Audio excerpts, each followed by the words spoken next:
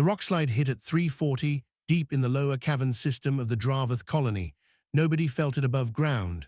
The sensors caught it, a small amber alert on a screen that a Solhari monitoring tech named Arath noticed between sips of her nutrient broth. She set the broth down. She read the seismic data. Then she stood up fast and called her team. By the time they reached level 9, dust was still falling from the cave ceiling in slow grey curtains. The lights were out in 3 sections. Emergency strips along the floor threw a dim red glow across broken rock and twisted support beams. Arath swept her scanner in a slow arc. The device beeped. Something alive was under the rubble near the eastern wall. Her team moved the rocks carefully, the way they were trained. Solhari healers were the best in the coalition. Everyone said so, and it was mostly true. They had 17 certified species in their medical database. They had equipment that could read internal pressure, blood composition, neural activity, and cell damage simultaneously. They had been called to emergencies on 14 different worlds. They were good at this. They found the hatchling at 4:01. She was small, 14 days old, maybe 15. Her scales were the dark green-black of deep river water, and several of them along her left flank were cracked open, pale at the edges like broken pottery. One wing membrane, still thin and translucent as it was in young Dravari, had a long tear running from the second joint to the trailing edge. Her breathing was shallow and fast. A wet sound came with each exhale that Arath did not like at all. Around her, 3 members of the team immediately began setting up the portable stabilization unit. Arath crouched down and extended one hand slowly, the standard approach for a frightened animal or a disoriented child. The hatchling opened her eyes. They were gold, bright and clear in a way that surprised Arath. Most animals that far into shock had dull, unfocused eyes. These were sharp. These were looking at something. Arath kept her hand extended. "Easy," she said, in the soft tone the Solhari used for patients who could not understand language. "We have you. You are safe." The hatchling looked at her hand. Then she looked at Arath's face. Then she looked past both of them, down the length of the cavern, toward the maintenance corridor on the far side of the collapse zone. And she started to move. Not fast. It cost her something to move at all. Her whole body shook with the effort, and a sound came from her that was low and broken, somewhere between a growl and a whimper. But she moved. She pulled herself forward with her front legs, dragging the damaged wing, leaving a thin, dark trail on the stone behind her. Away from the healers, away from the equipment, away from the team that had come specifically to save her. Arath stood up. For a moment she simply watched, because nothing in her training covered this. "Stop her," she said finally, and 2 of her team moved to intercept gently. The hatchling snarled. It was a small sound from a small body, but it stopped both of them cold. Then she kept moving. Ren Calloway was in the maintenance corridor doing a pressure check on Duct 7 when he heard it, a scraping sound, low and uneven, getting closer. He set down his reader and turned around. The hatchling came around the corner of the collapsed section and stopped when she saw him. She was breathing hard. Her front legs were shaking. The tear in her wing dragged on the ground. She looked at him the way something looks at a thing it has been searching for.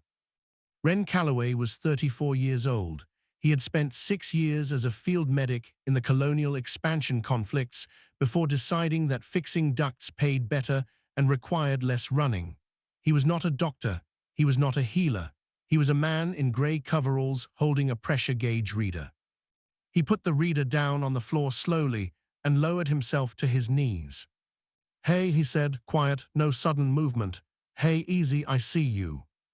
The hatchling took 3 more steps forward and collapsed against his leg. Arath arrived 40 seconds later with her full team. She stopped in the corridor entrance and stared. The hatchling had her head pressed against the human's knee. The human had one hand resting very lightly on the uninjured side of her neck, and he was talking low, steady, continuous, in a tone that Arath recognized as the kind used to keep frightened things from going further into shock. "Sir," Arath said, "please step aside. We are certified Solhari healers, and this patient requires immediate." The hatchling made a sound. It was not loud. It was clear. Every one of Arath's team stopped moving. Ren looked up. He was calm in a way that Arath found mildly unsettling. "She came to me," he said. "I'm not leaving her." "You do not understand what?" "She's losing blood from the left flank. Her breathing has a wet catch that sounds like fluid pressure, and her front right leg is compensating for the left, which means that side hurts worse than it looks." He looked back down at the hatchling. "I understand enough. You can help me or you can stand there. Either way, I'm not moving." Nobody moved. The hatchling exhaled. The wet sound in it made Ren's jaw tighten. He put his second hand under her head very carefully. Behind Arath, one of her team was already on the communicator. Word was going up the line. It would reach the colony director in 4 minutes.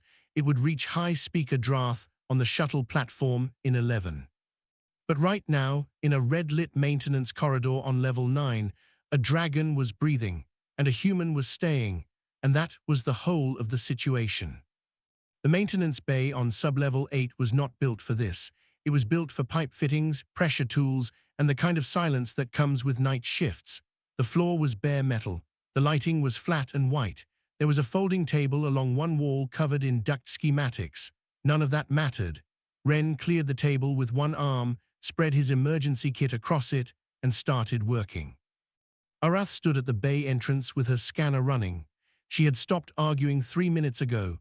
She was not sure when that had happened exactly, only that at some point the argument had stopped making sense and the watching had begun. The hatchling Sova, Arath had pulled the name from the colony registry, 14 days old, registered to High Speaker Drath's family line, lay on the section of floor that Ren had padded with his jacket and 2 folded tarps from the wall cabinet. She was still conscious. That surprised Arath. By the blood loss data on her scanner, the hatchling should have been much further gone. Ren was talking the whole time, not to Arath, not to anyone in particular, just a low, steady sound. A voice to fill the space and give the small creature something to follow with her ears while her body decided whether it wanted to keep going. He cut away the debris from around the cracked scales with a small blade from his kit, working slowly at the edges. He had already stopped the worst of the external bleeding with a field compress, not ideal, not species-specific, but effective. His hands were careful, not gentle in the soft, sentimental way, careful in the way that meant every movement was thought about first. "Scanner reading," he said, without looking up. Arath hesitated, then walked in and read him the figures.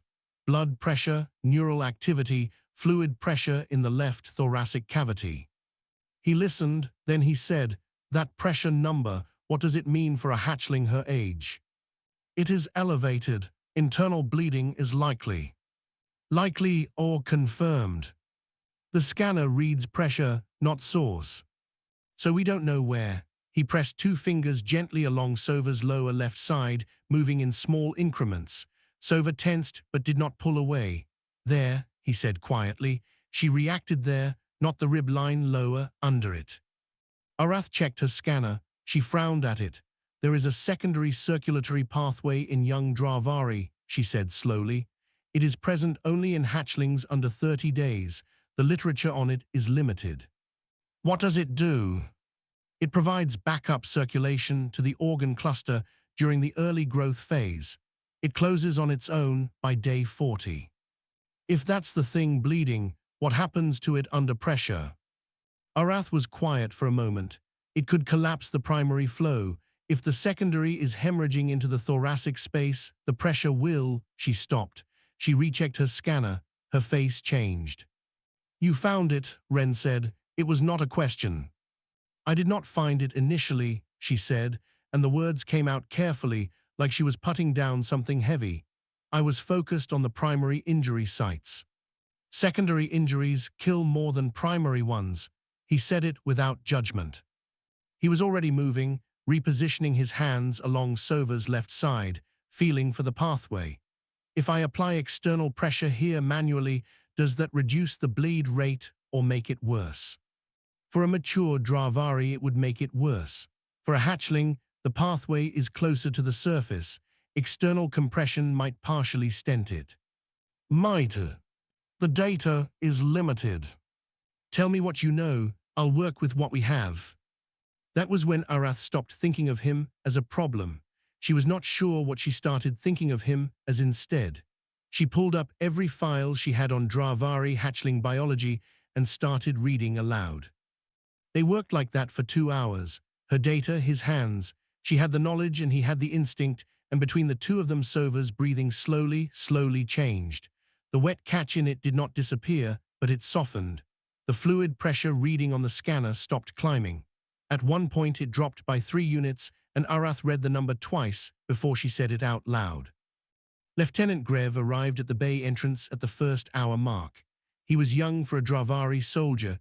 His scales still had the slight shine of early adulthood.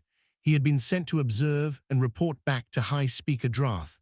He stood in the doorway and watched, and did not move for the entire second hour.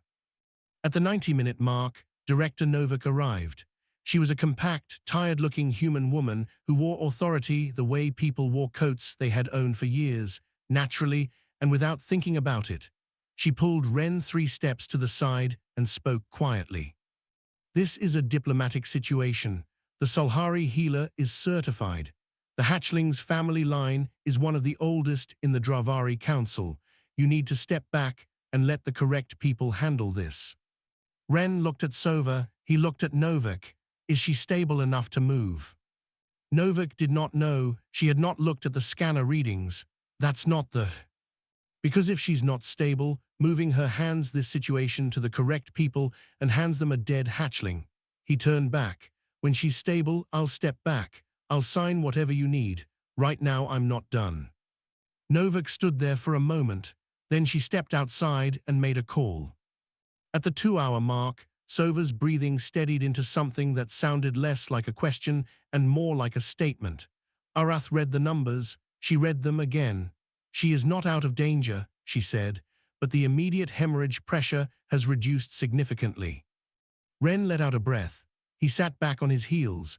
His hands were shaking slightly, not fear, just 2 hours of sustained fine motor work catching up with him. He looked at Sova. Her eyes were closed. Her grip on his sleeve, which she had taken sometime in the first hour without him noticing, had relaxed but not released. He did not try to take his sleeve back. Arath filed 3 updates to her scanner notes that night. In the third one, in the field marked OBSERVATIONS, she wrote 7 words that she would not tell anyone about for several weeks. Secondary pathway identification. Human method. Results confirmed accurate. High Speaker Drath did not announce himself when he landed. There was no official transmission, no protocol request, no advance guards sent to prepare the colony. One moment the shuttle pad sensors showed clear sky, and then they showed a vessel, old design, dark hull, no colony markings, descending in a straight vertical line like something that did not feel the need to circle first. He walked through the colony entrance alone. That was the part that quieted people. He was enormous by any standard, 2.5 meters at the shoulder, scales the deep gray-black of old volcanic stone, worn smooth in places by 4 centuries of living. He wore no armor.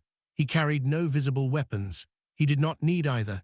His age was its own kind of weight, and people felt it when he moved past them. The corridor to Sublevel 8 cleared ahead of him like water parting. The soldiers at the bay entrance, 2 Dravari assigned by the colony garrison, stepped aside without being told. He stopped in the doorway. The maintenance bay smelled of blood and metal and something chemical from Arath's kit. Sova was on the padded floor, breathing steadily in a way she had not been 2 hours ago. Her eyes were closed. The torn wing lay flat against her side.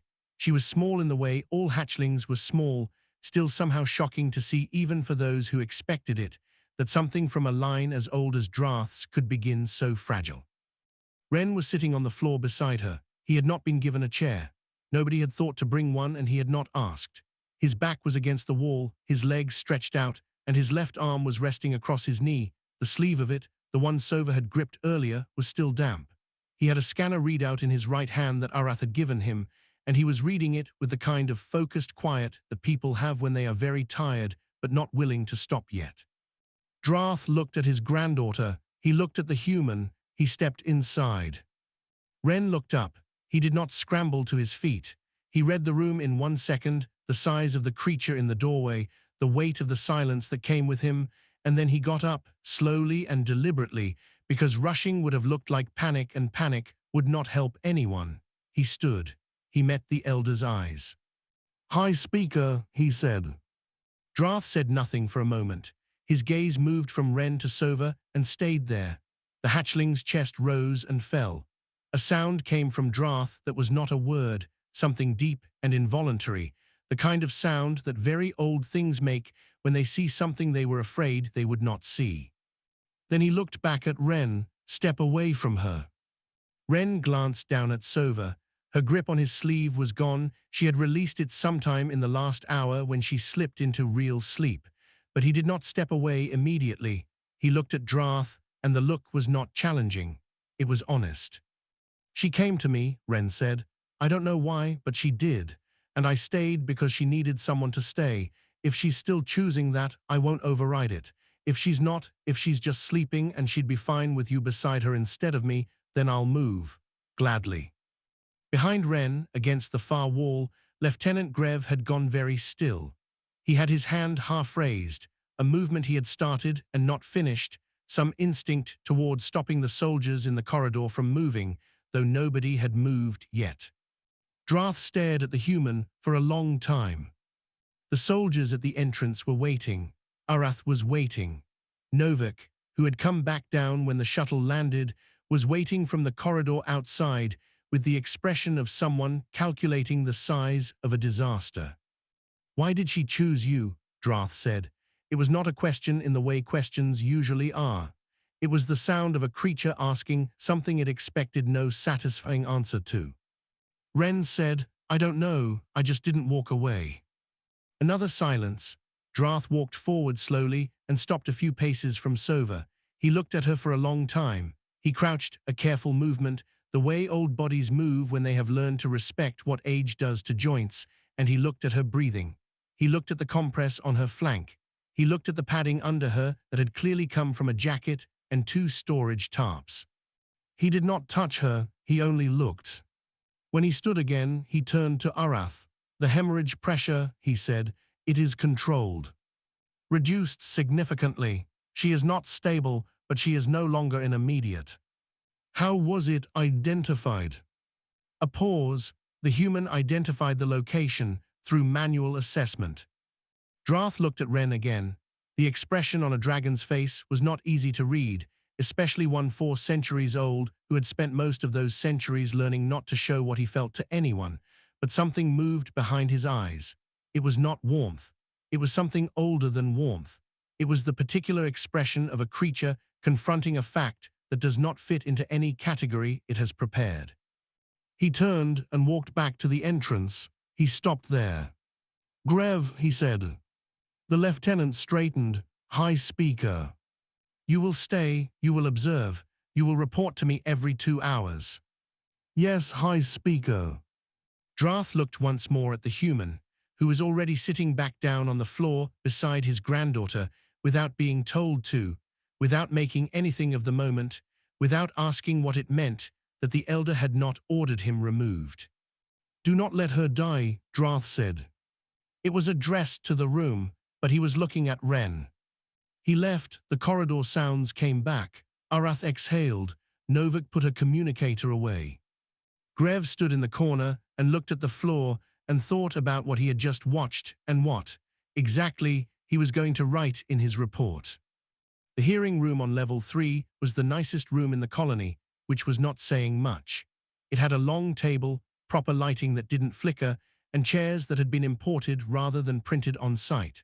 The Galactic Coalition's regional adjudicator, a Sulhari named Reth, who wore his seniority in the silver stripe on his collar, sat at the head of the table with 2 assistants and a recording device.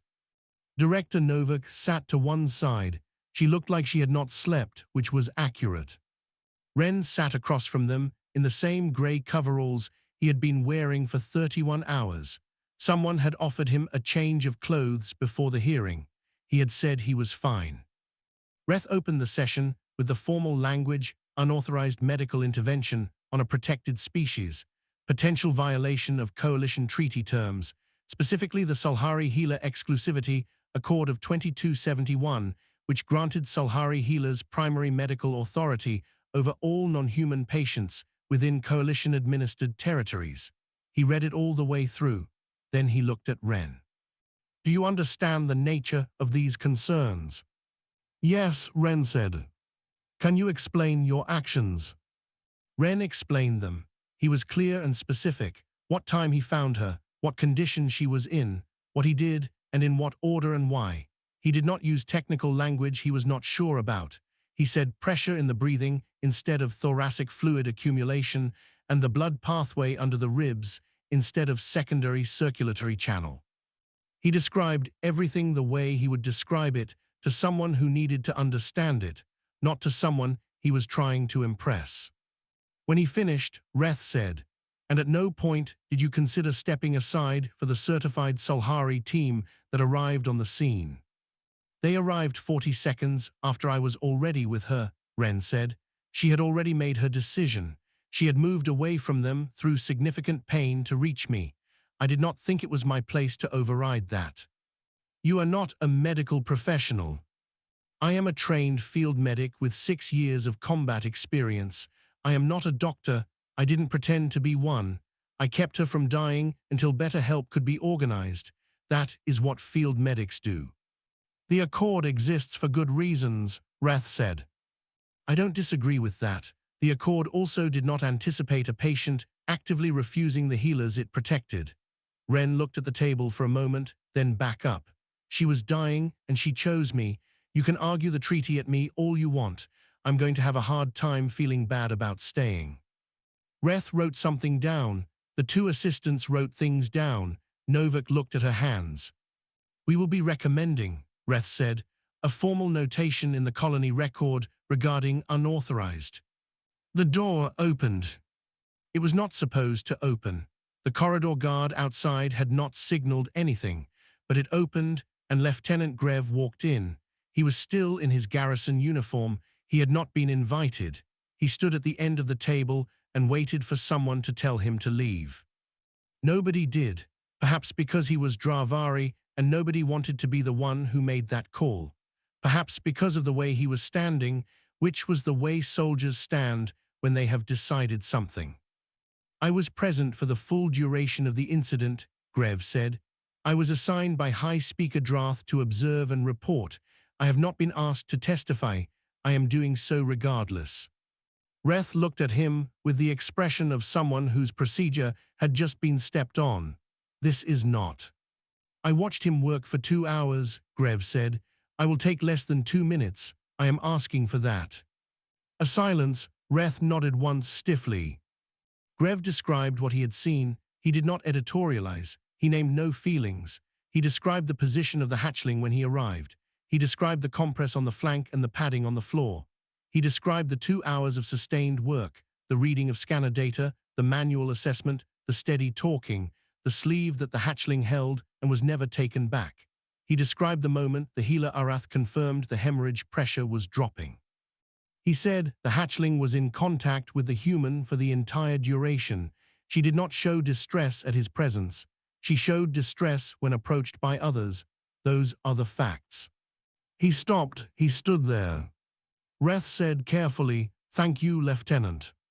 Grev nodded and walked back out. The hearing did not end that day. Reth said they would review the material and issue a finding within 72 hours. He said this with the tone of someone who had planned what the finding was going to say and was now reconsidering. The finding, when it came, was not a censure. It was delayed by 1 additional day because a document arrived from High Speaker Drath. It was 4 sentences. Reth read it, had it reread by his assistants, and then sat with it for a long time. The document stated that Sova had undergone what the Dravari called the first choosing, that the chosen was the human Ren Calloway, that the Dravari Council did not recognize any treaty's authority over a first choosing, and that any formal censure of the chosen would constitute an act of cultural desecration under Dravari law. Novik read the document when Reth forwarded it to her. She read it twice. Then she went to find Ren, who was in the medical ward sitting in a chair beside Sova's cot reading a pressure report. You have one very large problem, she said, and one very large ally. I didn't ask for either, he said. I know, she sat down in the chair across from him. What is a first choosing? Grev explained it to me this morning. I'm still thinking about it. And Ren set down the pressure report and looked at the sleeping hatchling for a moment. It means she did something real when she crawled to me, not random, not just the nearest warm body, something she'll carry. He paused. She's 14 days old, and she already knew something that took me 30 years to learn. What's that? Who to trust when it counts, he said, and picked the report back up. 3 days after the tribunal, the colony had mostly returned to its ordinary rhythms. All transports were running. The Solhari medical team had filed their updated incident report. The garrison had gone back to rotation schedules. People talked about the rockslide in the break rooms the way people talk about things that are almost over, past tense, with the slight relief of survivors. Ren had gone back to his maintenance shifts. He did them the same way he always had, which was thoroughly and without much conversation. At the end of each shift, he went to the medical ward on level 2, where Sova had been moved once she was stable enough to transport. He stayed for an hour or two, then he went to his bunk. On the third morning, he came in at the usual time and sat in the usual chair. He had a stack of pressure reports to get through. He set them on his knee, found the first page, and started reading. He did not notice immediately. He got through half a page before some awareness, the kind that lives below thinking, in the part of the brain trained to track small changes in a room, made him look up. Sova's eyes were open. Not half open, not the glassy, unfocused state she had drifted in and out of over the past days. Fully open, clear and gold, and looking directly at him.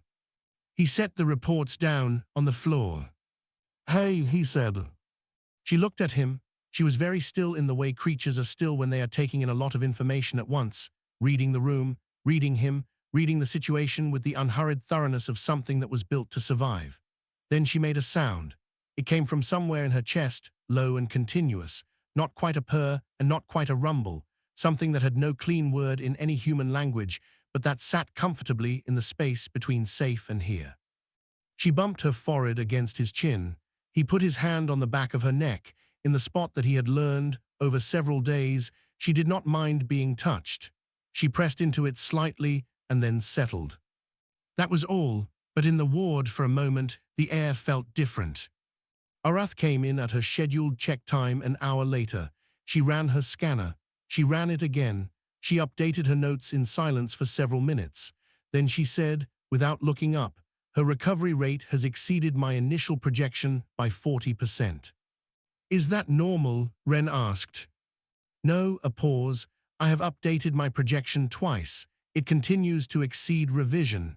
She put the scanner down and looked at Sova, who was watching the exchange with calm gold eyes.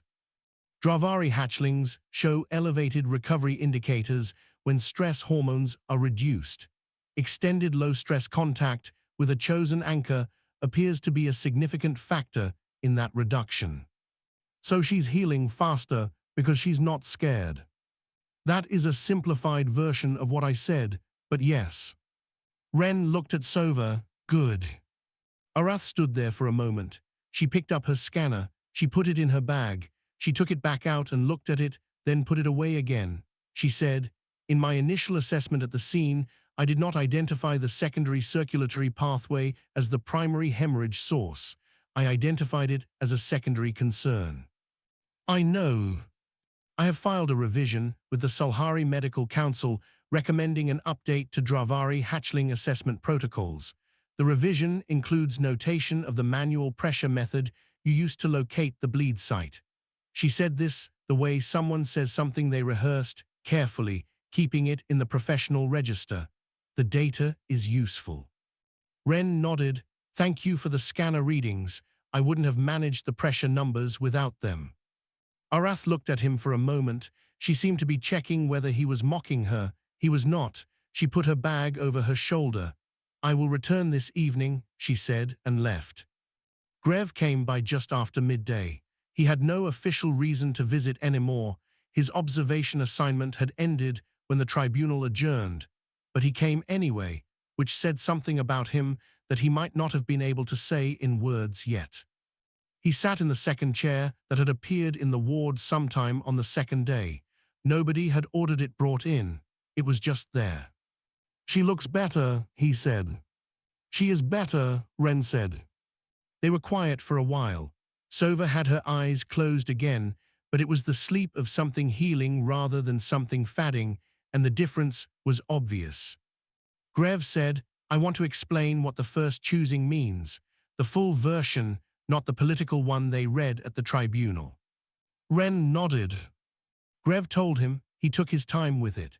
In Dravari belief, old belief, the kind that predated the coalition by 1,000 years, a hatchling's first choosing was the first true act of their own life.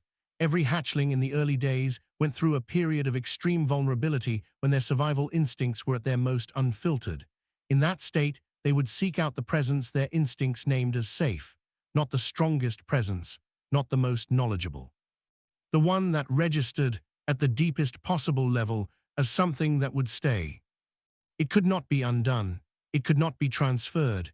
It did not make Wren a guardian or an owner or a family member in any legal sense. It was older than those categories. Closest human idea, Grev said, would be the person you trusted before you knew what trust was. Wren was quiet when Grev finished. He looked at Sova. She had opened her eyes again while Grev was talking and was watching Wren's face. "That's a lot of weight to put on a maintenance engineer," Wren said finally. Grev looked at him for a long moment, then something in his face shifted, subtle, the way a young person's face shifts when something becomes funny that was not funny before. He laughed. It was a short sound, surprised out of him, but real. Drath arrived at the end of the day without announcement. He filled the ward doorway the same way he filled every doorway, entirely, leaving no comfortable extra space. He looked at Sova. She was awake. She saw him and made a sound that was different from the one she made for Wren, higher, more energetic, the sound of a young thing recognizing its kin. Drath made a sound back, low, steady. He looked at her for a long time with the expression of someone who is counting something that recently came very close to being gone. Then he looked at Wren. He did not say anything. He nodded once, a single, deliberate motion, the kind that costs something from a creature who has spent 4 centuries learning to give nothing away. Then he turned and walked out. Wren looked at Grev. Grev said very quietly, "He has never done that, not to a non-Dravari." He paused. "I do not think he knows he was going to." 6 weeks passed the way time passes in working colonies, not fast, not slow, just steadily used up by the ordinary business of being somewhere far from home. The ore transports ran. The pressure gauges needed checking. The morning shifts came and went and people ate in the communal hall and complained about the same things they always complained about, which was a kind of comfort in its own way. The coalition issued its formal finding on the 38th day. It was a non-binding resolution expressing concern about the incident and recommending a review of interspecies emergency medical protocols.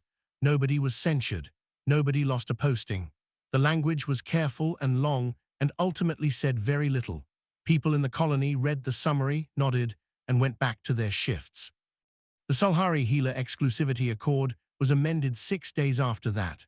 A single new clause, worded in the precise and cautious style of people who write laws for a living. It said that in emergency situations, a patient's expressed preference for a specific caregiver would be considered a valid medical factor. Nobody called it the Sova Clause in any official document. Everybody called it the Sova Clause.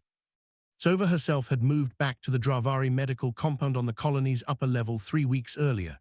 She was healing well, better than well, Arath had said, in a tone that suggested she was still not entirely comfortable with how much better than projected it was. Her wing membrane was mending. Her cracked scales were filling in. She was eating, which the Dravari attendant said was a strong sign in a hatchling, as if eating enthusiastically could be anything other than a strong sign. Wren visited on Tuesdays and Fridays. He came after his shift, still in his coveralls most times, and he stayed for 2 hours. Sova heard him coming before he reached the ward.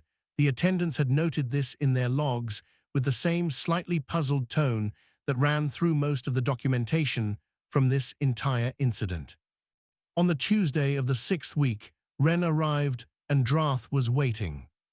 He had requested the meeting formally, which was a thing Wren had not expected. A message through the colony director's office, time and place stated, the reason listed simply as conversation. They sat across from each other in the small meeting room off the main compound, Wren in a chair, Drath taking up the better part of the opposite wall in the way that very large creatures do even when they are being deliberate about not imposing. There was no one else in the room. Drath said, I have spent 6 weeks looking for an answer. Wren waited. I asked the old priests. I read the texts that predate the coalition. I consulted 3 elders who have seen first choosings before. He paused. None of them had an answer I found satisfying. They spoke of spiritual alignment, destiny, the will of things older than us.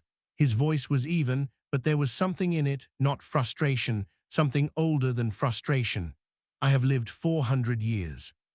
I have found that the more certain an explanation sounds, the less likely it is to be the full truth. What were you looking for? Wren asked. Why she chose you. Wren thought about it. He did not answer quickly. Drath did not seem to want a quick answer, and besides, the question deserved the thinking. He looked at the table for a moment. I don't think I can tell you why she chose me specifically, he said. I can tell you what I did. I found her. She was scared and hurt and she needed someone to stay, so I stayed. I didn't leave when Arath arrived. I didn't leave when Novak told me to. I just stayed and worked and talked to her so there was a voice in the room. He paused. Maybe she could tell I wasn't going to leave. Maybe that's what she was looking for. Someone who would stay without being told to, and without needing a reason. Drath was quiet for a long moment. In 400 years, he said slowly, I have heard many explanations for the first choosing. Every one of them has been large, cosmic, destined. He looked at Wren. No one has ever said stayed. It's a small thing. Yes, Drath said. I think that may be why none of us thought of it. They sat with that for a moment. When Wren left the compound that evening, the moons were up, both of them, which happened only a few nights a month, and made the colony's metal rooftops look briefly like something worth living on. He was walking the long path back to the maintenance block when he heard wings. He stopped. He looked up. Sova was above him. She was not supposed to be out yet. Her wing membrane had been cleared for light indoor movement only. The attendants had been very clear about this. She had apparently considered that information and reached her own conclusion. She was above the rooftop line, maybe 8 meters up, and she was flying in the wobbly, determined way of something using a new skill for the first time, all overcorrection and sudden dips and recoveries that looked like accidents but weren't. She saw him looking. She leveled out for 3 full seconds. She puffed a small burst of smoke. She was showing him. Wren watched her for a moment. He put his hands together slowly and clapped 3 times, deliberate. The sound went up clearly in the quiet night air. Sova tilted, caught herself, and did a wide circle. Then she came down on a nearby equipment housing badly, scraping for grip with all 4 limbs, tail swinging for balance, and righted herself and sat there looking at him with enormous gold eyes. Proud in the uncomplicated way of young things who have just done something hard for the first time. Wren smiled. Again, he said. She launched off the housing, caught an updraft from the colony ventilation, and climbed. He stayed and watched until she was ready to go back in. Somewhere in the Coalition's records, the Dravath incident would be filed under interspecies medical protocol disputes and referenced occasionally in legal reviews of the exclusivity accord. Drath would commission a stone carving, the first Dravari cultural monument in colony history to include a human figure, which started its own minor argument that eventually settled down the way minor arguments do. Arath would update the Solhari medical database, Grev would be promoted, and Wren Calloway would check pressure gauges, file maintenance reports, and visit a dragon on Tuesdays and Fridays. He would not think too much about choosing or destiny or what any of it meant in the large sense. He had stayed, that was the whole of it. He had stayed, and it had been enough, and somewhere in him that had always known, the part that spent 6 years in fields, keeping people alive with nothing but training and stubbornness, and the refusal to walk away, that staying was always the thing. Not the knowing, not the credentials, the staying. Simple, small, enough to make a hatchling crawl across broken rock through the worst pain of her short life to find the one creature in the colony who would not leave. Above him, Sova climbed into the dark between the moons and flew.